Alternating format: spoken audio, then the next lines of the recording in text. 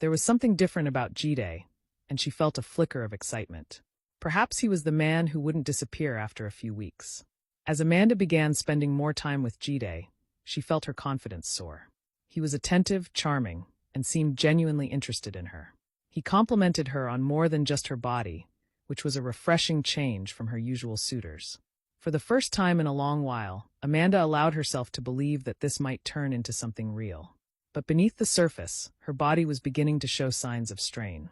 While working out, Amanda had begun to notice small aches and pains in her buttocks. At first, she dismissed it, thinking it was just the result of an intense workout. She pushed through the discomfort, telling herself that it was a small price to pay to maintain her figure. But the pain became harder to ignore. During one particularly strenuous session, Amanda felt a strange tightening in her buttocks, as if something was stretching beneath the surface. She paused for a moment, confused by the sensation, but quickly brushed it off. Vanity, after all, had no room for doubt. She continued her workout, oblivious to the impending disaster. Jide seemed to be the perfect distraction from the strange feelings Amanda had been experiencing in her body.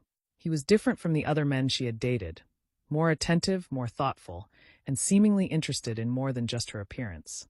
They spent hours talking after their workouts, and Amanda found herself laughing in a way she hadn't in a long time. She let her guard down with Jide, allowing him to see sides of her that she rarely showed others. She wasn't just the beautiful woman with the large buttocks.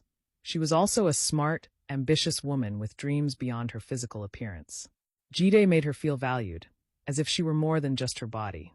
But even as her relationship with Jide blossomed, the discomfort in her buttocks worsened.